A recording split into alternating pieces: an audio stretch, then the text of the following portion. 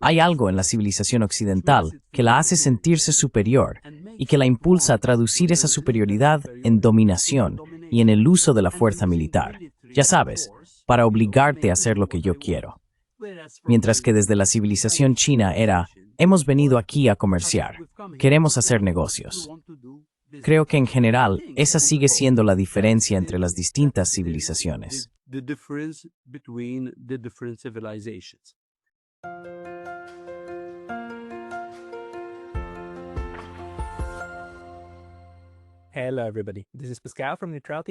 Hola a todos, soy Pascal Lotaz de Neutrality Studies y hoy vuelvo a hablar con Evariste Bartolo, exministro de Asuntos Exteriores de Malta.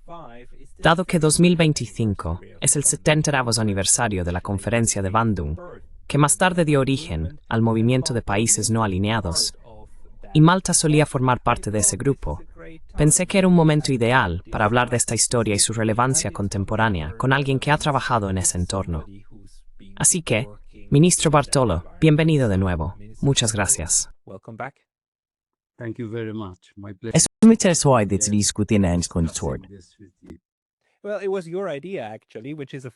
Bueno, en realidad fue idea tuya, que debo decir que es una idea fantástica.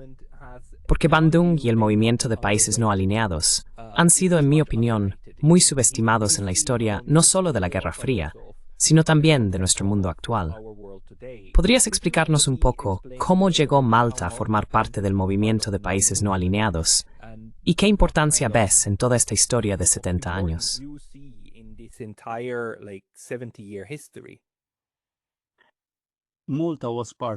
Malta formaba parte del movimiento de países no alineados, porque de nuevo, no fue una elección ideológica de decir, seamos no alineados. Como un país pequeño en la periferia del sur de Europa y frente al norte de África, a lo largo de nuestros más de 8.000 años de historia, especialmente cuando la navegación avanzó y los barcos pudieron empezar a cruzar el Mediterráneo, no solo bordeando la costa, sino atravesando el Mediterráneo central, Malta se convirtió en un lugar muy estratégico. Si querías controlar el Mediterráneo central y la relación entre el sur de Europa y el norte de África, era importante controlar Malta. ¿Por qué no las otras islas?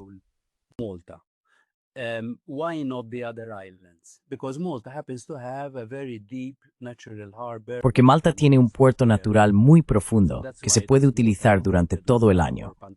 Por eso fue Malta y no Lampedusa o Pantelleria. Durante 8.000 años fuimos disputados por las potencias del Mediterráneo. Las cosas se complicaron mucho más para nosotros en el siglo XIX, cuando Gran Bretaña entró en el Mediterráneo, y como sabes, en realidad se le llamaba la línea vital del imperio, desde Londres hasta la India, pasando por Gibraltar, Malta y el Canal de Suez. Así que era muy importante controlar Malta desde ese punto de vista, especialmente cuando debían viajar muy lejos debido a la tecnología de la época. Necesitaban parar en algún sitio, cargar carbón, tomar agua.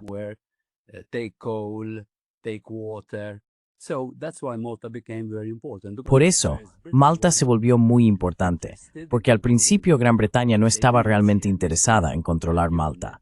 No veían ningún valor en ella, hasta que los almirantes llegaron a Malta, la gente de la flota. Las personas que estaban sentadas en una oficina en Londres no veían Malta como algo importante, pero la gente de la flota sí la consideraba muy importante y dijeron, escuchad, debemos controlarla y no dejarla nunca. De hecho, la primera vez que se mencionó la palabra neutralidad en relación con Malta fue en 1802, en el Tratado de Amiens, porque dijeron, devolveremos Malta a la orden de los caballeros, pero asegurémonos de que permanezca neutral respecto a Europa si hay una guerra.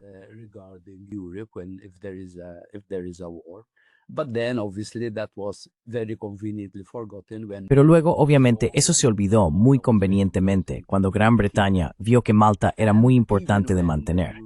E incluso cuando se nos concedió la independencia en 1964, ahora estoy dando un salto de 164 años, querían asegurarse de que, aunque se desprendieran de Malta políticamente, militarmente, Malta seguiría estando integrada en el bloque de la OTAN. De hecho, sin consultar al gobierno de Malta, permitieron la entrada de la OTAN. permitieron la entrada de la OTAN, permitieron que la Sexta Flota estadounidense, los cazas, aterrizaran en Malta, y Malta se convirtió en la sede sur de la OTAN sin, obviamente, pedir al pueblo maltés ni al gobierno maltés que respaldaran tal decisión. Así que querían asegurarse de que Malta se mantuviera así.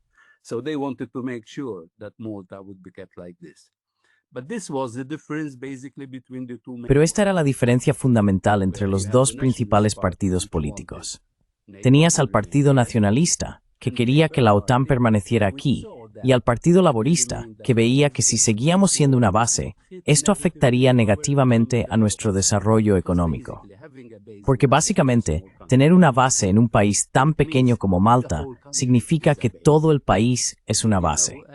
Así que si quieres desarrollar el turismo, la manufactura, si quieres desarrollar una economía civil, donde el 60% de la fuerza laboral no dependa de la base militar, sino que tenga otras oportunidades de empleo, la elección era tener un trabajo en el astillero, con los servicios militares, o básicamente emigrar.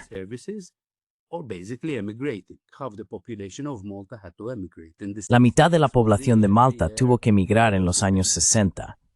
Esta fue la época de la independencia. Así que si queríamos asegurarnos de que la gente permaneciera implicada y tuviera una vida digna allí, no podíamos permitirnos tener una economía dominada por la presencia militar.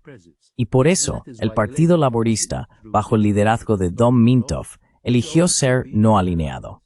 Ya en los años 50, al mismo tiempo que Bandung, estamos hablando de 1955, Mintoff había escrito un artículo muy interesante publicado por el New Statesman en Londres, Un nuevo futuro para Malta, en el que argumentaba que Malta debía ser neutral y no dejar que su economía estuviera completamente dominada por una presencia militar naval.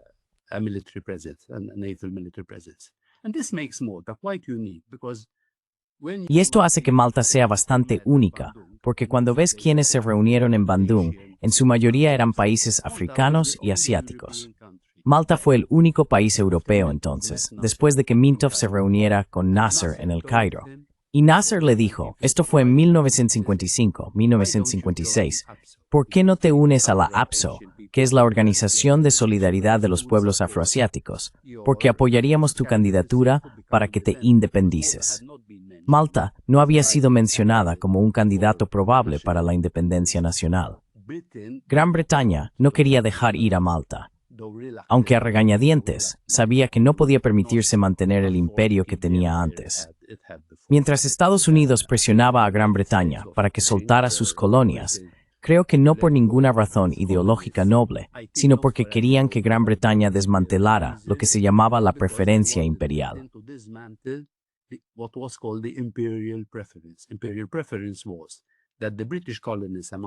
La preferencia imperial consistía en que las colonias británicas comerciaran entre sí con aranceles muy bajos, pero luego habría aranceles altos hacia países externos, incluidos los Estados Unidos. Y Estados Unidos, que estaba muy preocupado después de la Segunda Guerra Mundial, porque su producción excedente sería demasiado para el mercado americano, quería tener mercados globales y veía a las antiguas colonias británicas como buenos lugares para establecer mercados. Por eso Estados Unidos impulsó la disolución del Imperio Británico. Así que elegimos no alinearnos porque también tenía sentido económico para nosotros.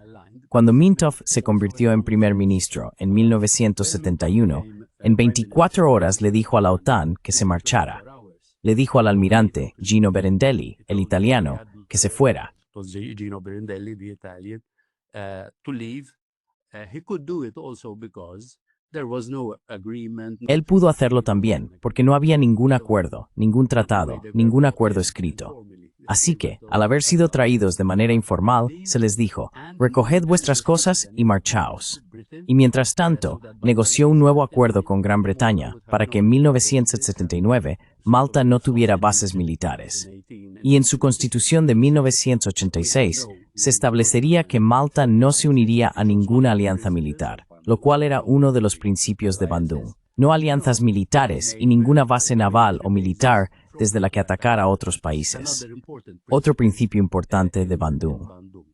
Luego, avanzando hasta 2004, cuando nos unimos a la Unión Europea, La Unión Europea dijo, no podéis formar parte de un bloque.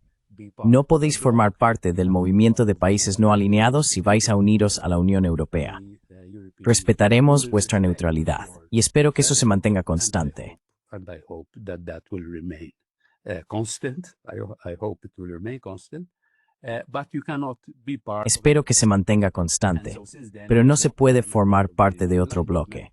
Y así desde entonces no formamos parte del movimiento de países no alineados, pero seguimos siendo, al menos nominalmente, neutrales. Así que esa es nuestra historia. La posición de Malta es interesante porque forma parte de Europa, pero al mismo tiempo está en el Mediterráneo. Así que es un país euromediterráneo, lo que significa que su posición debe ser muy sensible hacia África, porque obviamente somos muy conscientes de que África es un vecino muy cercano de Europa. Pero también la historia nos ha enseñado que Malta es un cruce entre Europa, África y Asia. Tendemos a olvidar eso. Tendemos a pensar que Asia está muy lejos. Así que es nuestra realidad geográfica y nuestra historia lo que nos ha hecho conscientes de un mundo más amplio, más allá del Mediterráneo, incluyendo África, Europa, obviamente, y Asia. Africa, Europe, obviously, and Asia. Sí, ya sabes, sigo diciendo que los europeos siguen olvidando que Europa es en realidad solo la península occidental del continente euroasiático. Quiero decir, es una sola masa de tierra. Están conectados. Pero a lo que te refieres es, por supuesto, a la parte de Asia Occidental de Oriente Medio, ¿verdad? A la que Malta conecta. Yes, and obviously we have to go back to history to understand why Europe Obviamente, tenemos que remontarnos a la historia para entender por qué Europa ha desarrollado una percepción tan eurocéntrica y autosuficiente en el mundo, hasta el punto de que incluso cuando hacemos nuestros mapas, decidimos que Europa es en realidad más grande de lo que es, para situarla en el centro de los mapas y colocarla en la parte superior, con África y muchos otros países por debajo de Europa. Así que incluso la forma en que se han construido los mapas en los últimos 500 o 600 años es una construcción ideológica, ¿sabes? Pero refuerza la idea de que eres muy importante, de que has gobernado el mundo y de que todavía quieres seguir gobernándolo.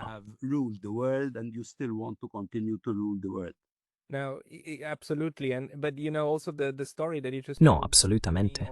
Pero, ¿sabes? La historia que acabas de contarme a nosotros sobre Malta, cómo Malta volvió a ser independiente, me recuerda mucho a lo que está ocurriendo ahora mismo en el Océano Índico con Diego García, ¿verdad? El Reino Unido finalmente se ve obligado a devolver un par de islas, pero se queda con la más grande durante otros 49 años, ¿no? Y además la arrienda a Estados Unidos, y se asegura de que incluso en las otras islas, Mauricio no pueda llegar a acuerdos con ninguna otra potencia en un radio de 26 millas náuticas de las islas. Quiero decir, esto viene del Reino Unido, que acusa a otros estados, Rusia y China, de ser imperiales, de tener ambiciones imperiales, mientras ellos mismos aún poseen todos estos enclaves. Ni siquiera necesitamos hablar de Gibraltar y las Islas Malvinas. ¿Puedes explicar esta mentalidad imperial mientras tienen tanto miedo de que los demás sean imperiales?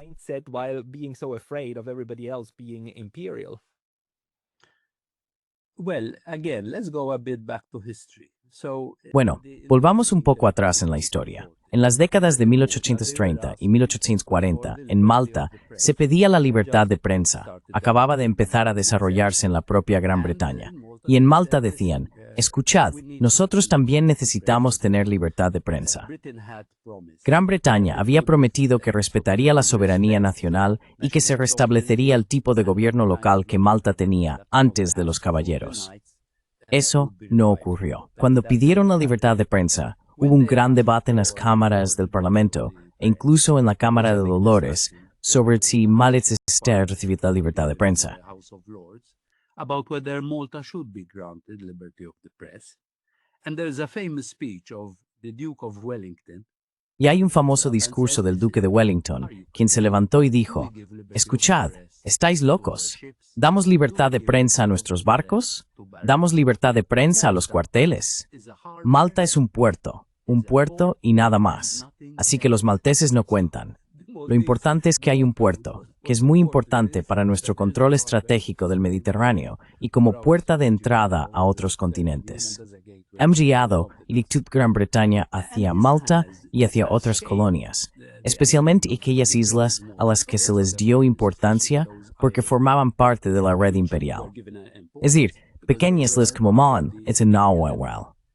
Small islands like Malta did not make commercial sense. They did not want our resources. They did not want our. No querían nuestros recursos, no querían nuestros mercados porque no los tenemos.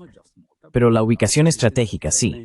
Y no solo Malta, sino también otros lugares que has mencionado, Gibraltar, el Océano Índico. Y se aseguraron de que la cuestión de la soberanía y la democracia estuviera siempre subordinada a las necesidades estratégicas imperiales. Así que esto era muy interesante porque, por un lado, usaban su poder blando para enviar a personas brillantes de Malta a estudiar en universidades británicas, ya sabes, en Oxford y otras universidades. Estos líderes, si tomamos por ejemplo a Don Minto, fue becario Rhodes. Cecil Rhodes, one of the big colonizers, Cecil Rhodes, uno de los grandes colonizadores. Su nombre se utilizó para una beca destinada a educar a los mejores y más brillantes líderes de las colonias, para que vinieran a estudiar a Gran Bretaña. Estas personas conocieron a otros y estudiaron sobre soberanía, sobre libertad, sobre valores democráticos. Pero cuando regresaron a sus países y quisieron poner en práctica lo que habían estudiado, lo que habían reflexionado y lo que habían visto en Gran Bretaña, les dijeron, no. Tenemos que ser cuidadosos, porque vuestra soberanía y vuestra democracia no pueden poner en peligro ni amenazar nuestros intereses imperiales en el Mediterráneo o en otros lugares.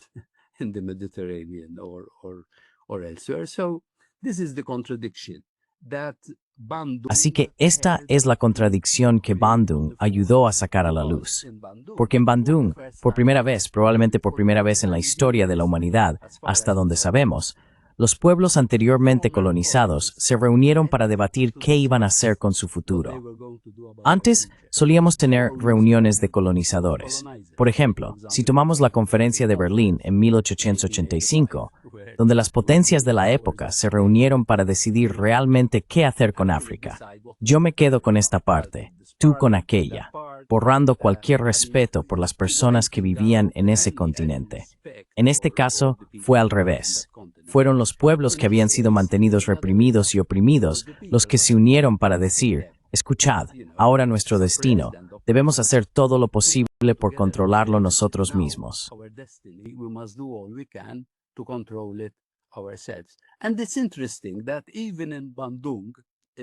Y es interesante que incluso en Bandung, en el famoso discurso inaugural de Sukarno, el líder indonesio, uno de los padres de Bandung y del movimiento de países no alineados, citó la Constitución estadounidense de 1776 y la Revolución, la Declaración de Independencia de Estados Unidos.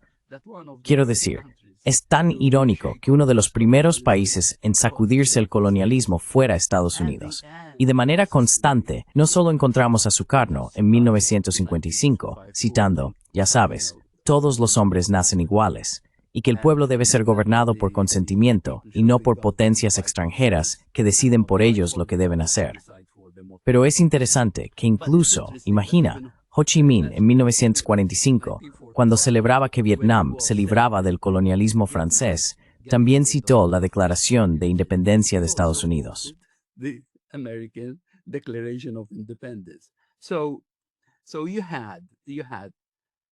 Así que en ese momento, Estados Unidos se estaba despojando de su colonialismo y utilizaba un discurso y una línea anticolonial. Incluso los famosos 14 puntos de Woodrow Wilson, las declaraciones de Wilson, donde en 1918 habló sobre el consentimiento de los gobernados, que la gente no debería ser gobernada por potencias extranjeras en contra de su voluntad. Y líderes de países como India, Indonesia y Vietnam se dirigieron al presidente Wilson. Oh, estamos tan contentos de que haya dicho esto. Pero no hizo nada al respecto, porque obviamente intentó, para ser justos, lo intentó. Y cuando se discutía el Tratado de Versalles, intentó aplicar los mismos principios de soberanía.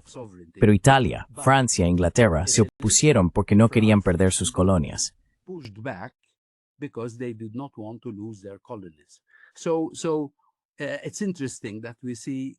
Así que es interesante ver que incluso desde Occidente, que aún no se había convertido en el Occidente colectivo de hoy, existía un debate. Estados Unidos estaba en ascenso y veía a los demás imperios como una limitación para su futuro, mientras que los imperios existentes consideraban a Estados Unidos una amenaza para sus intereses imperiales. Luego llegó la Segunda Guerra Mundial, que obviamente cambió la situación de forma drástica, especialmente después de que Japón perdiera sus colonias en el sudeste asiático y esos países se volvieran independientes.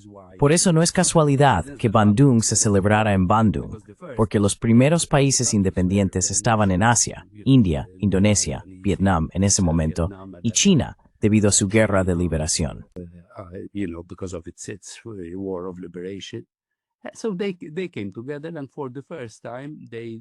Así que se reunieron y por primera vez discutieron qué debía hacerse. Creo que es interesante porque se percibe su tipo de optimismo, que ahora es una nueva etapa. Pero al mismo tiempo, eran lo suficientemente realistas como para saber que no iba a ser fácil salir del colonialismo y construir una vida digna para su gente. Por eso creo que Bandung sigue siendo muy relevante al analizar lo que ha ocurrido en los últimos 70 años. No hay duda de que, en los últimos 70 años, la gente de estos países, probablemente en todos los casos, vive mejor que hace 70 años. Pero aún existen grandes problemas. Uno de los problemas, irónicamente, es la desigualdad. La prosperidad ha aumentado en estos países, pero también lo ha hecho la desigualdad.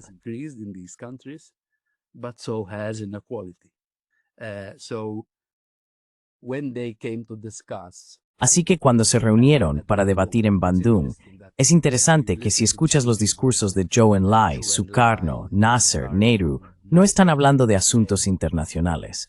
Están hablando de cómo mejorar la vida de su gente, que vive en una pobreza extrema.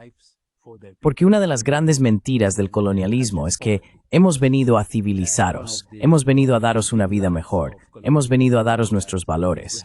Queremos que seáis como nosotros, pero no iguales a nosotros. Eso es muy importante. Nosotros somos superiores, vosotros sois inferiores. Así que esta es la contradicción del colonialismo. Ponerte en contacto con una civilización superior, hacer que la anheles, pero no permitirte beneficiarte de ella en igualdad de condiciones, porque entonces la lógica del colonialismo se desmorona y empiezas a decir, oye, los recursos que tenemos aquí, ¿por qué deberíais llevároslos vosotros?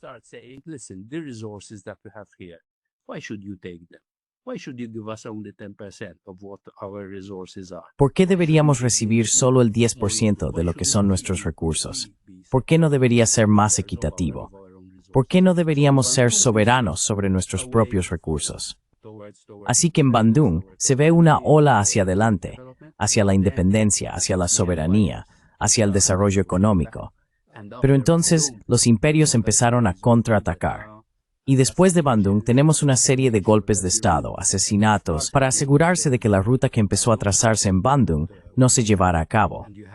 Y después hubo varios golpes en los que los líderes fueron destituidos, algunos incluso asesinados, porque su crimen era querer una vida mejor para su pueblo. Eso es todo.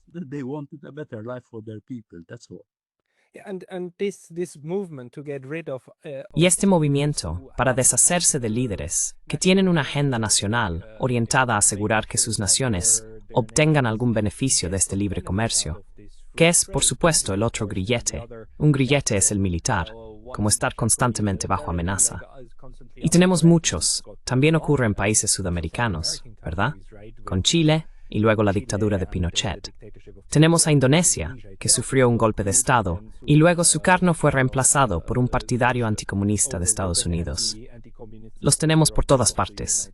Y la última versión de eso probablemente fue la destitución de Muammar el-Gaddafi. Tenemos, por supuesto, el derrocamiento de Saddam Hussein y su reemplazo. Incluso hoy, Irak sigue siendo El petróleo de Irak sigue estando controlado por Estados Unidos.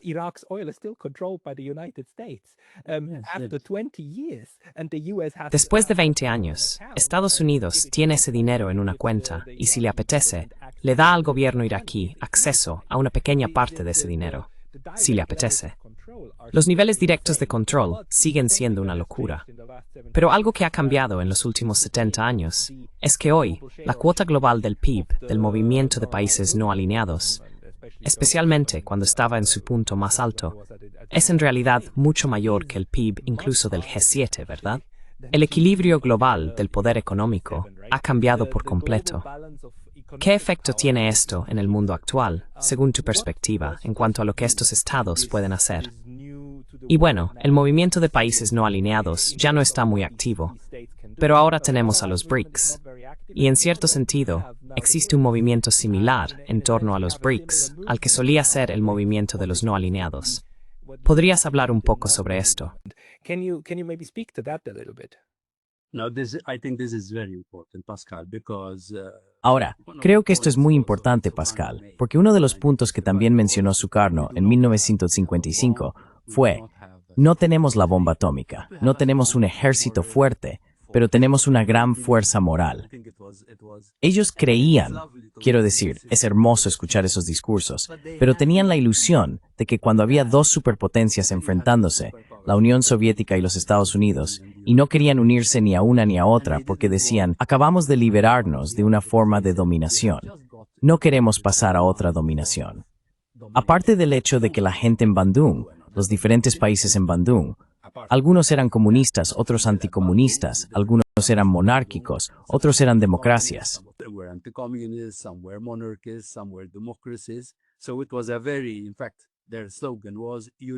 Así que de hecho, su lema era unidad en la diversidad.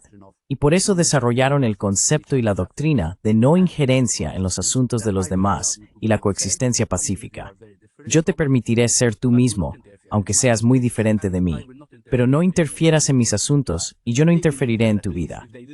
Pero creían que, al menos si no tenían desarrollo económico, su participación en el PIB era muy baja. Estamos hablando de países donde la tasa de pobreza era del 80% o 25%. Mientras que hoy, incluso si miras a la India, aparte obviamente de China, donde la tasa de pobreza se considera del 0,1%, y en aquel entonces era superior al 60%, la India, que hoy según sus propias mediciones tiene una tasa de pobreza del 5%, mientras que entonces era del 85%.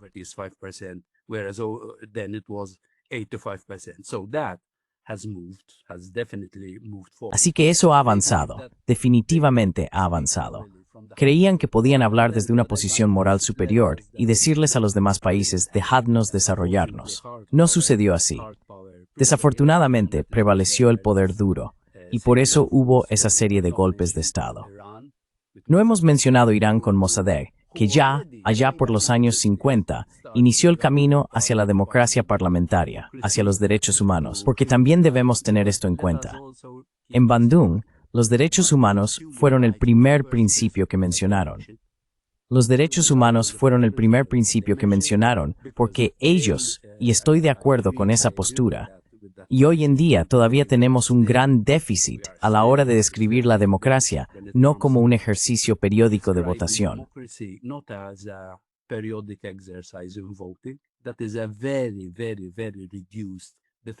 Esa es una definición muy reducida de lo que significa la democracia. Si se trata simplemente de votar cada 4 o 5 años, esa es una idea muy limitada de la democracia. La democracia debe ser política, sí, pero también social y económica. Como dice la Carta de las Naciones Unidas, hay que estar libre de temor y libre de necesidad. Es decir, hay que ser libre y estar alimentado, no ser no libre y estar alimentado, o estar sin alimento y ser libre. Libre y alimentado. Y Bandung hace ese señalamiento. Así que hoy, el hecho de que esos países básicamente han superado a Europa y a Estados Unidos si los consideras juntos en términos de su desarrollo económico, pero incluso en su desarrollo tecnológico.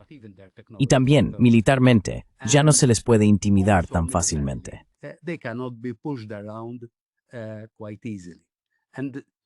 This is also, I think, the hypocrisy. Y esto también es, creo, la hipocresía cuando se trata de la disuasión nuclear.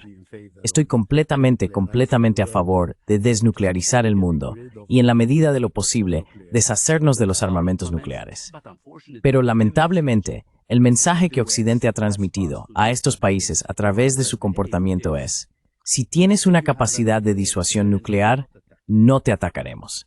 Así que no tengas ninguna capacidad de disuasión nuclear. Entonces, ¿qué pasó con Gaddafi? Cuando Gaddafi no insistió, como Corea del Norte, en tener una capacidad de disuasión nuclear y renunció a ella y le dijo a Occidente: entrad, aseguraos, verificad que no vamos a desarrollar armas químicas, no vamos a desarrollar armas nucleares, entonces se deshicieron de él en 2011. Y el país sigue en un estado terrible. Sabes, uno de los países más ricos del Mediterráneo. One of the wealthiest countries in the Mediterranean, and people are still living in very difficult conditions. Y la gente sigue viviendo en condiciones muy difíciles, muy difíciles. Y de nuevo, quitaron a Gaddafi no por el bien del pueblo libio, porque en cuanto lo quitaron, perdieron el interés en lo que le sucedía al pueblo libio. Y eso también podría haberse evitado. Recuerdo que hace 4 años tuve una conversación con Romano Prodi, el expresidente de la Comisión Europea, en Bolonia, y me contaba que en vísperas de los ataques de la OTAN a Libia, los líderes tribales de Libia se pusieron en contacto con él y le dijeron: por favor, habla con la gente de la OTAN, habla con tu primer ministro en Italia, habla con el primer ministro británico y diles que lograremos negociar un buen resultado con Gaddafi para detener la represión, para detener los ataques a la población civil.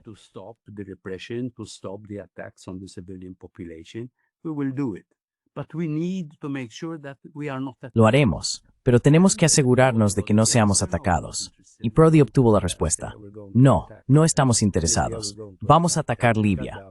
Vamos a atacar a Gaddafi. Vamos a eliminar a Gaddafi.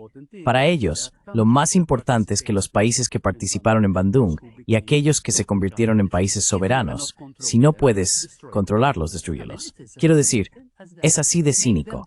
Haz que sean disfuncionales. Y no les importa si los países siguen siendo, ya sabes, estados fallidos, si están en guerra civil, si la gente no puede vivir mejor que antes, no puede tener una vida digna. No les importa. Sigue formando parte de la mentalidad imperialista de la que hablaste antes, Pascal.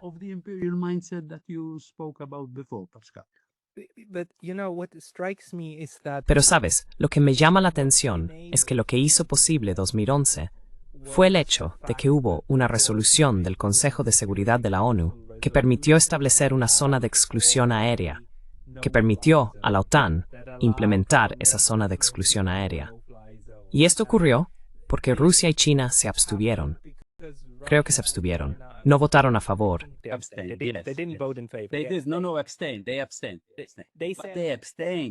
No, se abstuvieron. Se abstuvieron. Se abstuvieron bajo la impresión de que sería una operación muy controlada. Y luego solo tienes que leer un libro que se publicó durante la COVID de Ian Martin, que era el principal representante de la ONU en Libia. Y él dijo que el mandato se rompió por completo y que simplemente entraron e hicieron lo que quisieron, incluyendo matar a parte de la población civil y destruir la infraestructura civil de Libia, lo cual no estaba en el mandato de las Naciones Unidas. Ese era un mandato muy restringido.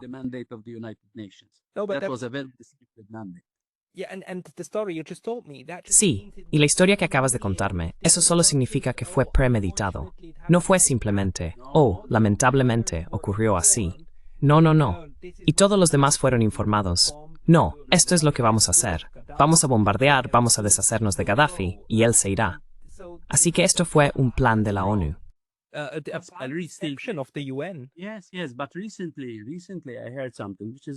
Sí.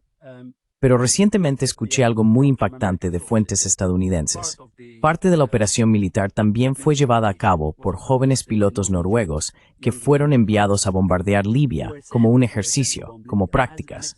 Así que en realidad decían, ya sabes, realmente disfrutamos bombardeando Libia porque fue un ejercicio real, con fuego real. No era solo entrenamiento, no era fingir que atacábamos algún lugar. Quiero decir, es aterrador, porque esto es de nuevo parte del era colonial. Deshumanizas a los libios, o a los haitianos, o a quien sea. Or the Libyans, or the Africans, or the Asians, or whatever. Iraqis, Palestinians. Iraquíes, palestinos, no son personas. So if you Así que si los bombardeas y los matas, somos superiores. we are superior, you know. Esto me plantea una pregunta. No solo la hipocresía de todo esto, como gritar sobre derechos humanos mientras bombardean a la gente, que es una parte, sino que también plantea la cuestión: ¿cómo se supone que el resto del mundo debe tratar con Europa y Norteamérica si ahora entendemos, no solo a través del genocidio en Gaza? Creo que el genocidio en Gaza es solo la última manifestación de esa mentalidad colonial y desprecio por los demás, sino que tenemos todos los demás ejemplos. Tenemos Libia, tenemos Irak, tenemos Siria y así sucesivamente. Hay tantos. Con todo este conocimiento sobre cómo actúa Occidente, ¿cómo se supone que los demás, como el nuevo movimiento BRICS y todos los demás, deben tratar con Europa y Norteamérica si sabes que no puedes confiar en ellos?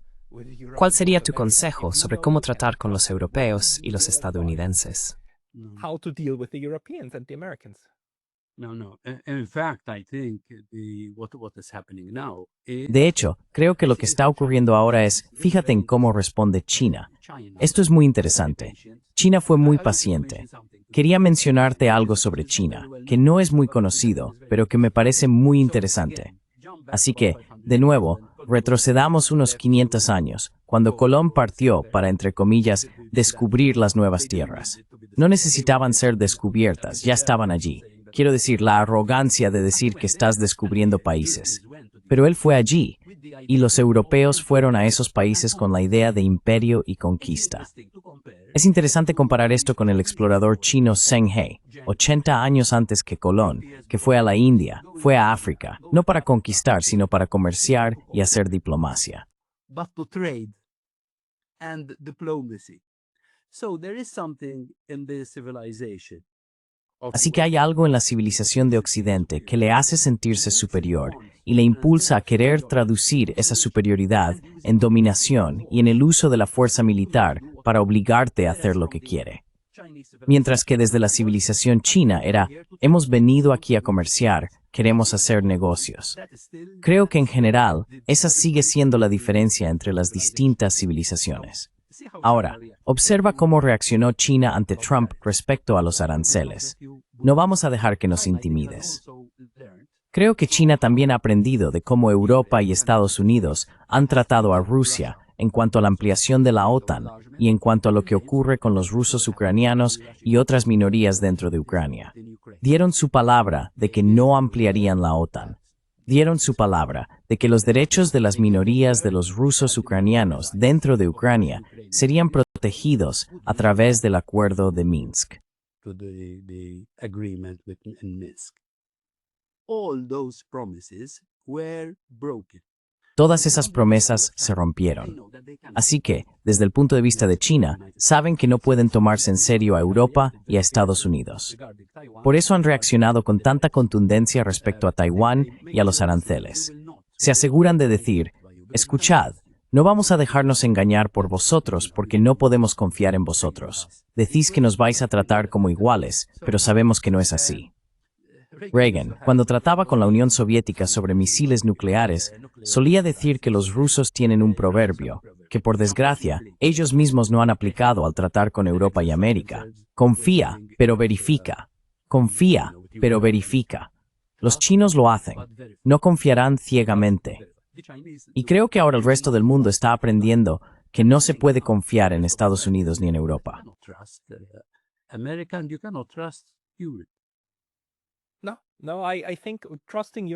No, creo que confiar en Europa y confiar en Estados Unidos sería el mayor error que te llevará a las próximas guerras. Pero tenemos un momento, de hecho, para ser un poco positivos aquí. En los años 80, la Unión Soviética y Estados Unidos fueron capaces de crear tratados de misiles muy importantes y se basaron en mecanismos de verificación, así que funcionaron bien mientras se mantuvo el equilibrio. Por lo tanto, se pueden crear métodos de verificación. Ni, por supuesto. Of course. No, this is not inevitable. I think it's very important. No, esto no es inevitable. Creo que es muy importante que, sea cual sea la situación histórica, eso no significa que tenga que ser así, incluso cuando se trata de Europa y la relación con Rusia. Volvamos atrás. Quiero decir, estamos en 2025. No solo deberíamos estar celebrando Bandung y viendo el camino recorrido y lo que queda por delante, sino también mirar la CSCE en Helsinki. Quiero decir, había personas de ambos lados de la división política que decían, escuchad, sí, no estamos de acuerdo en qué sistema político, económico y social deberíamos tener. No hay necesidad de estar en guerra unos con otros. No hay necesidad de estar tan llenos de odio ciego entre nosotros que no podamos comerciar entre nosotros. Blind hatred towards each other, that we cannot trade with each other, we cannot have cultural cooperation, Podemos tener cooperación cultural, ya sabes, y debemos velar por la seguridad de los demás. Por eso nació la CSC. Por eso nació la Organización para la Seguridad y la Cooperación en Europa, sobre la base de la seguridad colectiva. Es decir, que yo me preocupo por mi seguridad sin amenazar la tuya. Y esas eran personas. Cuando hablamos de gente como Brandt, Schmidt, Kekkonen, Palme, esas eran personas. Pero si los comparas con los líderes de hoy, es un negocio. Europa puede haber este pues.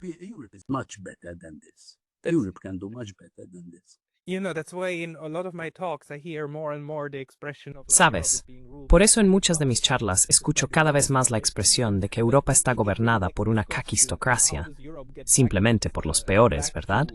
Pero realmente surge la pregunta, ¿cómo puede Europa volver a un liderazgo mejor y más humanista? ¿Y cómo puede el resto protegerse de estas promesas vacías? Porque Europa está llena de promesas vacías y no cumple ni una sola si las cosas se ponen difíciles. Así que, para construir un entorno de seguridad realista y estable, lo que necesitamos es también el peso y la posibilidad del movimiento de países no alineados, de los BRICS, de otros estados no europeos, para exigir acuerdos verificables. Y si no se cumplen, entonces necesitamos mecanismos, ¿verdad?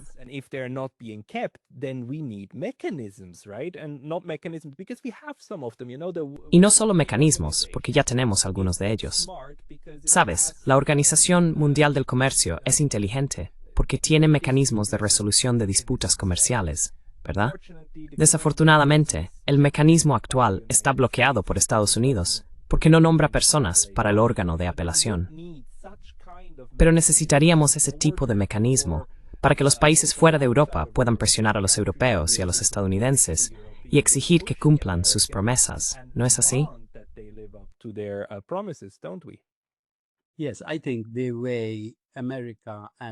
Sí, creo que la forma en que América y Europa se han excedido en los últimos años ha contribuido a que el resto del mundo diga, tenemos que ocuparnos de nuestros propios asuntos. Y por eso ha surgido el BRICS. Porque, por ejemplo, si tomas la política de sanciones o la política de utilizar las instituciones que nacieron después de la Segunda Guerra Mundial como instrumentos de coerción, como instrumentos de dominación, no te dejaremos usar el sistema bancario. No te dejaremos usar, ya sabes, te castigaremos. Si no podemos hacerlo militarmente, lo haremos económicamente, lo haremos comercialmente.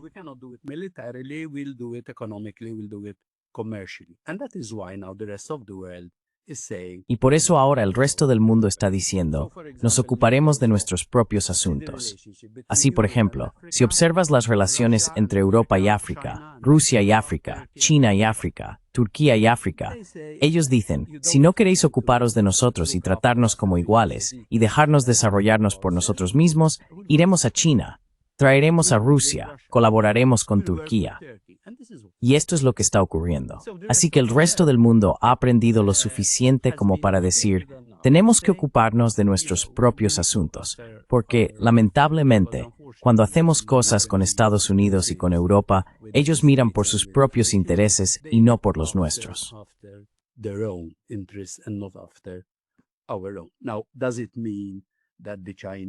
Ahora bien, ¿significa eso que los chinos, los rusos, los turcos son ángeles, santos y sagrados, y que no velan por sus propios intereses? Por supuesto que velan por sus intereses, pero al menos tienen la decencia de sentarse con estos países y decir, escuchad, ¿qué podemos hacer juntos? Y repito, Europa puede hacer lo mismo. Está preparada para hacerlo. Admiro mucho, Pascal, a Enrico Mattei, el empresario italiano de los años 50 y principios de los 60, porque lamentablemente murs en distinta teoría, y no me aclaro si es por coincidencia o si fue provocado. Era europeo, era cristiano, una persona de más negocios. He was somebody who was a business person. So he was part of the mainstream of what we call. Así que él formaba parte de lo que llamamos los valores europeos tradicionales.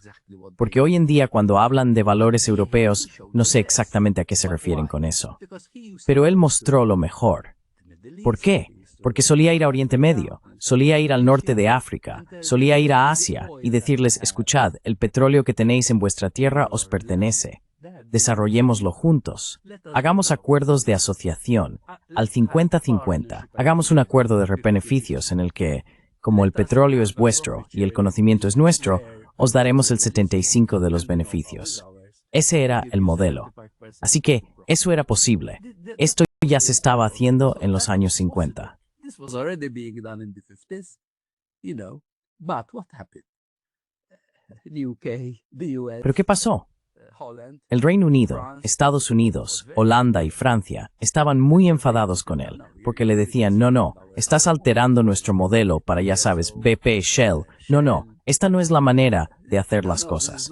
¿Por qué deberías tratar a esta gente como iguales y, ya sabes, tener acuerdos de asociación si esto es?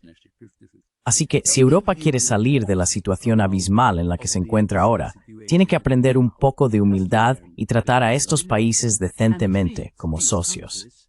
Ahora bien, yo pensaba que uno de los valores europeos más importantes es la igualdad, que te trataré como a un igual.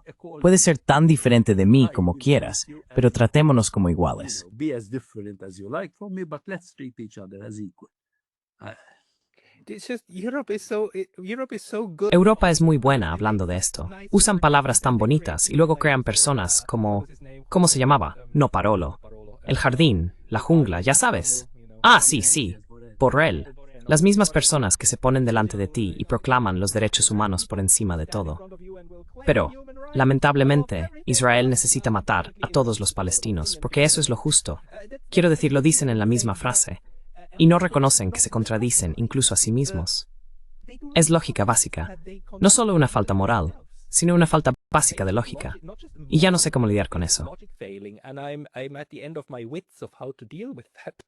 But there are deep historical roots for that. Because Pero hay raíces históricas profundas para eso. Porque si retrocedemos al siglo XV, cuando el Papa les dijo a los portugueses y a los españoles, id a estos países, se refería a América Latina, como están habitados por no cristianos, podéis hacer lo que queráis con esa gente. Incluso podéis matarlos, especialmente si no se convierten al cristianismo. Quiero decir, imagina a Jesucristo hablando de hermandad y que todos somos... Yo me habría quedado horrorizado al ver la cruz utilizada junto con la espada para esclavizar a la gente. Pero así fue. El Papa de aquel entonces, que era un aragonés español, promulgó la famosa doctrina del descubrimiento. Si vais a estas tierras no cristianas y bárbaras, destruidlas porque no son cristianas, no son europeas. you destroy them because they are not Christians, they are not European. That has come down. For 500. Eso ha perdurado durante 500 años. Es interesante, Pascal, que solo fue el Papa Francisco, que venía de ese continente, quien realmente retiró esta doctrina. A los papas anteriores se lo habían pedido los pueblos indígenas de todos los continentes, yendo al Vaticano para decirle a Juan Pablo II, para decirle al Papa Benedicto, elimina esa doctrina del siglo XV. ¿Por qué la seguís manteniendo? Sabes, fue el Papa Francisco quien la retiró. Así que, ya ves, tienes la aparición de los BRICS, superando militar, económica y tecnológicamente a Occidente colectivo. Afortunadamente, también ocurre en la Iglesia Católica, donde las nuevas energías provienen de lo que el Papa Francisco solía llamar las periferias que ya no permiten que el centro las domine como antes. To dominate them as they used to dominate them before. The frustrating thing is that if you listen Lo frustrante es que, si escuchas a los europeos y a los estadounidenses te dirán, nunca fuimos coloniales ni imperialistas, nos liberamos del imperialismo, ¿verdad? Y los europeos te dirán, oh, eso era antes, pero dejamos de hacerlo hace mucho tiempo. El colonialismo es como el feudalismo. Terminó hace mucho tiempo. Los europeos no tienen ni idea de hasta qué punto siguen siendo coloniales para el resto del mundo. Y sigue señalando cómo Europa simplemente olvida por completo que África, como continente, está justo en sus fronteras. Y eso es solo uno de los síntomas de esta amnesia. Para mí no es amnesia, es ceguera. Sí, sí. Yes, yes. And how can the United States say that ¿Y cómo puede Estados Unidos decir que no es un imperio cuando tiene entre 700 y 800 bases militares en todo el mundo? Mientras se reunían en Bandung en los años 50, América ya estaba expandiendo sus bases militares y navales en el sudeste asiático.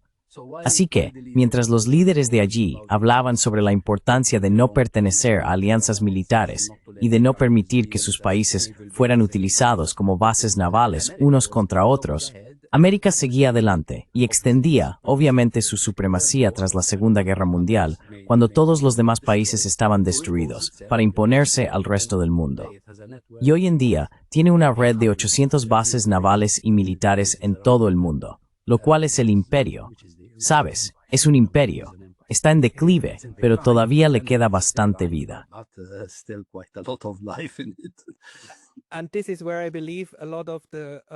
Y aquí es donde creo que muchas de las partes colonizadas del mundo pueden aprender mucho de Malta, porque Malta tomó la decisión muy inteligente de deshacerse del último imperio y sustituirlo por la neutralidad. No lo sustituyas por otro. Sustitúyelo por una política de autosuficiencia y de realmente salir de este gran juego. Everest, si la gente quiere leer más de ti, ¿a dónde debería ir? Bueno, sigo siendo un poco chapado a la antigua, Pascal. Todavía tengo una página web.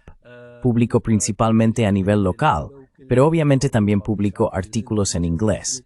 Tengo una página web que ya he compartido contigo. Pondré la página web en la descripción de abajo. Y Everest Bartolo, muchísimas gracias por tu tiempo hoy. Gracias, Pascal.